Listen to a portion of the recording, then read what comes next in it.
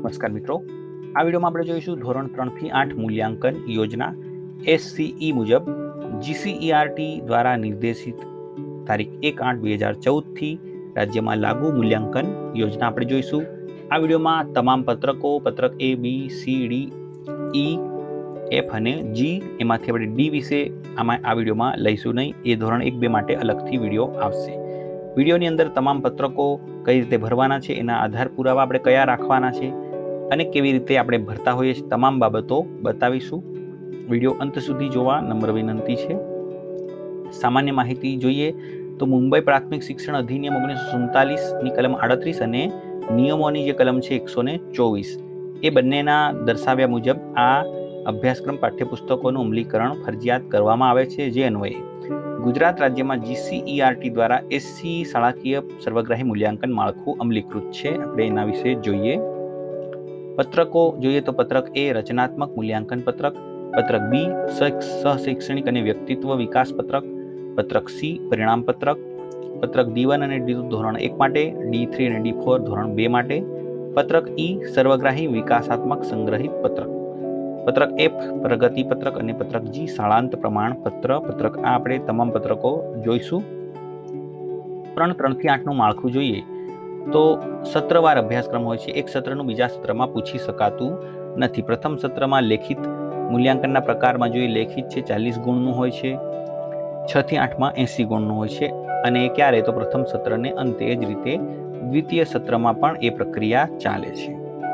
ધોરણ 6 થી 8માં દરેક સત્રને અંતે દરેક વિષયમાં 80 ગુણમાંથી મેળવેલ ગુણના અડધા પૂર્ણ અંકમાં જે ગુણ આવે તે પત્રક Cમાં સત્રાંત મૂલ્યાંકનના 40 ગુણના કોલમમાં નોંધવામાં આવે છે। ધોરણ 3માં અંગ્રેજી વિષયમાં શિક્ષકે શિક્ષક આવૃત્તિના આધારે અનૌપચારિક મૂલ્યાંકન કરવાનું રહે છે। ધોરણ 4ની અંદર હિન્દી અને અંગ્રેજી વિષયનું વર્ષાંતે મૂલ્યાંકન જોઈએ તો એ બીજા સત્રથી આ વિષયો શરૂ થતા હોય છે ધોરણ 4માં, એટલે કે એના અંદર કુલ ગુણ 100 રહેશે। રચનાત્મકના 40 ગુણ, લેખિતના 40 ગુણ અને સ્વ અધ્યયનના 20 ગુણ થઈને 100 ગુણમાંથી મૂલ્યાંકન કરવામાં આવે છે। પત્રક એ જોઈએ રચનાત્મક મૂલ્યાંકન નિશાનીઓ તથા એનો અર્થ જોઈએ તો ખરાની નિશાની અધ્યયન નિષ્પત્તિઓની પૂર્ણ સિદ્ધિ માટે કરવામાં આવે છે, પ્રશ્નાર્થની નિશાની કચાસ માટે અને ચોકડીની નિશાની સિદ્ધ ન થાય એના માટે કરવામાં આવે છે।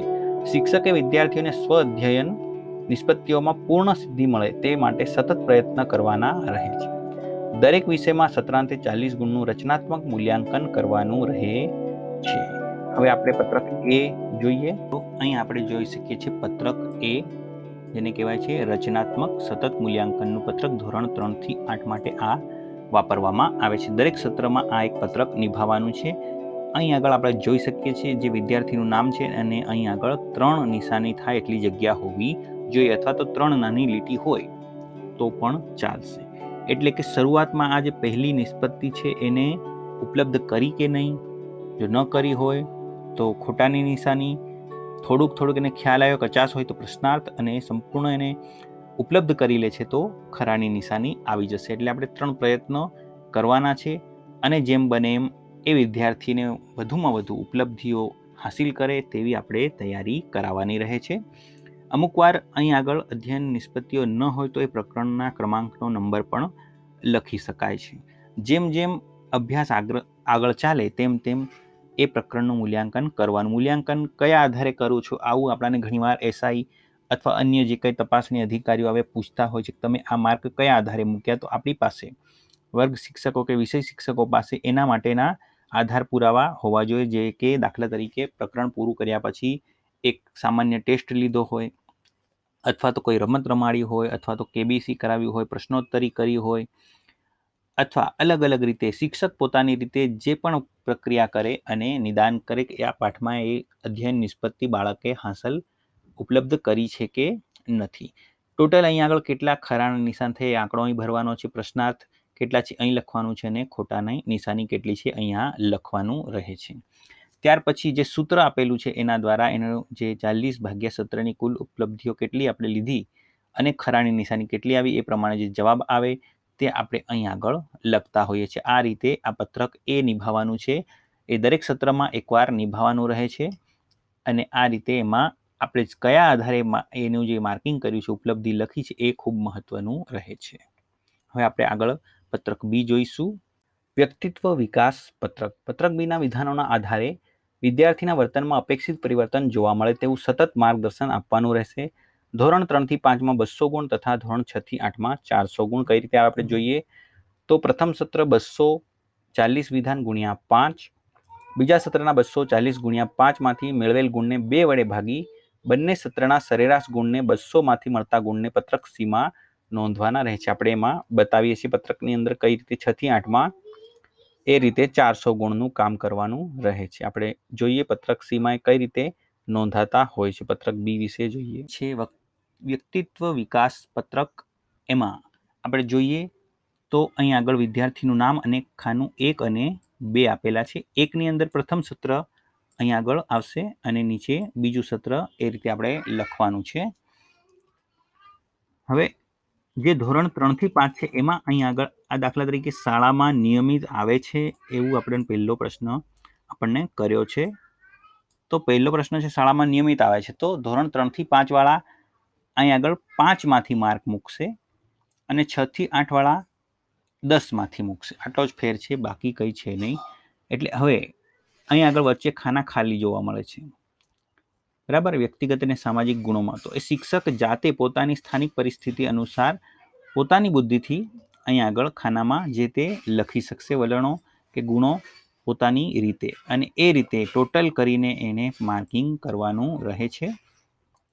બંને સત્રનું અલગ આની અંદર ભરવામાં આવે છે, વર્ગ શિક્ષકની સહી અને અહીંયા આગળ જોઈએ તો આ રીતે કરતાં કરતાં ટોટલ 40 થશે. અહીં આગળ પણ ખાલી જગ્યા ખાના આપેલા છે. સંગીત અને કલા છે દાખલા તરીકે, તો આ ખાનામાં એની રીતે શિક્ષક લખશે કે વિદ્યાર્થીના રસના ક્ષેત્રો, ક્ષેત્ર 4 શૈક્ષણિક કાર્યાનુભવ, આ તમામ બાબતોની અંદર એમ કરીને 40 થશે. તો 3 થી 5 વાળા 5 માંથી ગુણ મૂકશે અને 6 થી 8 વાળા 10 માંથી, અને પછી એને 40 વડે ગુણી અને પ્રથમ સત્રમાં કેટલા માર્ક્સ મળે છે,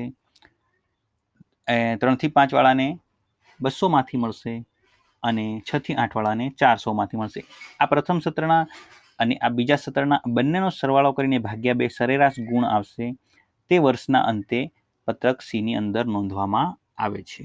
એટલે આ પત્રક બી ની અંદર આપણે અહીં આગળ સમજી ચૂક્યા છીએ. હવે આપણે આગળ વધીએ. આ જે કઈ બાબતો છે એ તમામ વિદ્યાર્થીઓને શિક્ષક પોતાની રીતે ધ્યાન રાખી અને આ જે કેટલામાં ભાગ લે છે, વિશેષ દિનની ઉજવણીમાં એણે શું કર્યું, એ તમામ એના આધારે માર્કિંગ શિક્ષક પોતાની રીતે કરશે. એમાં તમામ મુદ્દા આવી જાય છે.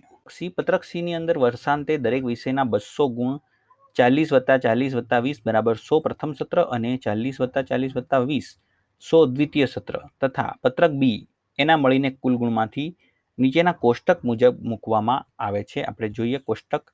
આ કોષ્ટકની અંદરથી આપણે ખૂબ સરસ માહિતી મળશે. ધોરણ 3ના કુલ ગુણ જે છે એ બતાવેલા છે 800, ધોરણ 4ના 1000, ધોરણ 5ના 1200 અને ધોરણ 6 થી 8ના 1800 ગુણ કુલ ગુણ થાય છે. હવે ધોરણ 4 જે છે એમાં અંગ્રેજી અને હિન્દી એ બંને બીજા સત્રથી આવે છે, એટલે 100 માર્કનો આપણે આગળ વાત કરી તે મુજબ. ધોરણ 5ની અંદર ટોટલી 6 વિષય થઈ એટલે 5 વિષય અને વ્યક્તિત્વ વિકાસના 200 એમ કરીને 1200 માર્ક્સ અને 6 થી 8માં 1800 માર્ક્સ થાય છે. તો હવે ગ્રેડ કઈ રીતે નક્કી થાય આપણે જોઈએ તો 100 ગુણ હોય એમાંથી 80 થી વધુ માર્ક આવે તો એ ગ્રેડ મળવાપાત્ર છે, 80 કે તેથી વધુ.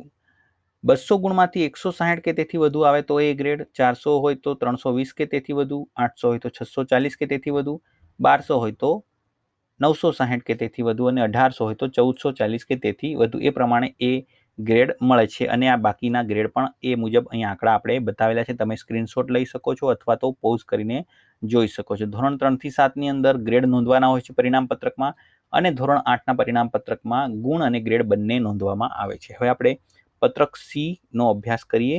પત્રક સી માં કઈ રીતે કામગીરી થાય છે તે જોઈએ આપણે. પત્રક સી આ ધોરણ 3 એટલે કે ધોરણ 3 થી 5 માટે આપણે આમાં જોઈએ તો આ એક પરિણામ પત્રક જ છે. એમાં તમામ બાબતો આવી જાય છે. જાતિવાર બાળકોનું જે કંઈ ગ્રેડ વાઇઝ માહિતી આમાં મળતી હોય છે. હવે અહીં આપણે જોઈએ તો વિદ્યાર્થીનું નામ, જનરલ રજિસ્ટર નંબર, જન્મ તારીખ એના રીતે કમ્પ્લીટ લખવાની છે. આપણે ખાસ જોવાનું છે એક વિષયનો આપણે સમજીએ ગુજરાતીનું. દાખલા તરીકે રચનાત્મક મૂલ્યાંકન એટલે પત્રક એ માંથી જે કંઈ માર્ક્સ આવ્યા છે તે પ્રથમ સત્રના અહીંયા ભરવામાં આવે છે. સત્રાંત એટલે કે જે પરીક્ષા લેવામાં આવે છે એ 40 ગુણમાંથી કેટલા આવ્યા એ આપણે અહીંયા લખીએ છીએ પ્રથમ સત્રના. અને સ્વ અધ્યયન કાર્યને આધારે મૂલ્યાંકન. હવે સ્વ અધ્યયન કાર્ય એટલે કે પત્રક બી ની વાત નથી, પરંતુ અલગથી વર્ગ શિક્ષકે પોતાની રીતે જે એને અભ્યાસ કર્યો હોય એ બાળકનો, એને નકશાપોથી, પ્રયોગપોથી, નિબંધની નોટો, લેસન, ગૃહ કાર્ય, વર્ગની અંદર એનો વ્યવહાર, તમામ બાબતોને આધારે 20 ગુણમાંથી શિક્ષક એને ઇન્ટરનલ જેને કહેવાય એ રીતના માર્ક્સ આપે છે. એ જ રીતે દ્વિતીય સત્રમાં પણ આ રીતે કરવાનું છે. અને એ બધાના થઈને કુલ 200માંથી મેળવેલ ગુણ અને ગ્રેડ લખવાનો રહે છે. હવે આ રીતે તમામ વિષયો પૂર્ણ કર્યા બાદ આપણે જોઈએ તો 3 થી 5માં આ વિષયો છે. એના પછી અહીં આગળ છેલ્લે પત્રક બી ના માર્ક્સ લખવાના હોય છે. 3 થી 5માં પત્રક બી ની અંદર 200 ગુણમાંથી મળે છે એક વિષય દીઠ. અને ત્યાર પછી ટોટલી તમામ વિષયોના પત્રક બીના ગુણ થશે 800. એની અંદરથી કેટલા આવે છે અહીં આપણે લખવાના છે. એના આધારે સરેરાશ ગ્રેડનો કોઠો છે એના અંદરથી આપણે જોઈને લખીશું. છેલ્લે આપણે અહીં આગળ વર્ષના એના જે કુલ હાજર દિવસ છે તે નોંધવાના રહે છે. આ પત્રક સી ધોરણ 3 થી 5નું થયું. હવે આપણે આગળ પત્રક સી જોઈએ 6 થી 8ની અંદર શું છે એ જ રીતનું પત્રક છે. અને એમાં આ વિષય ગુજરાતી બતાવેલું છે. 40 ગુણ રચનાત્મક, 40 ગુણ સત્રાંત પરીક્ષા, જે કઈ પરીક્ષા આપણે લઈએ છીએ તે, સ્વઅધ્યયન કાર્યના આધારે મૂલ્યાંકન અને રચનાત્મક મૂલ્યાંકન દ્વિતીય સત્ર. એ જ રીતે આખું દ્વિતીય સત્રનું છે. કુલ ગુણ 200માંથી મેળવેલ ગ્રેડ અને ગુણ આ રીતે અહીં આગળ આપણે વિષયવાર બતાવેલું છે. ત્યાર પછી આગળ એનો અંતિમ કોઠો જોઈએ. તમામ વિષયો બાદ અંતે કઈ રીતે એનો સરવાળો થાય છે તો આપણે જોઈએ તો આ પત્રક બી આ વિષયનું છે. ત્યાર પછી ગ્રેડ. તમામ વિષયોના પત્રક બીના કુલ ગુણ 800માંથી જે કંઈ આવે તે અહીંયા લખવાના છે. સરેરાશ ગ્રેડ અહીં લખવાનો છે અને વર્ષના હાજર દિવસો અહીંયા લખવાના રહે છે. એટલે અહીં આગળ આપણે આ પત્રક સી ની વાત પૂર્ણ થઈ. પત્રક ઈ જે સર્વગ્રાહી વિકાસાત્મક સંગ્રહિત પ્રગતિ પત્રક છે, તમામ ધોરણો માટે ઉપયોગી છે. અને આ ધોરણ 1 થી લઈને 8 સુધી એક જ પત્રક આખી બુક જેવું આવે છે એ આપણે ચલાવવાનું હોય છે.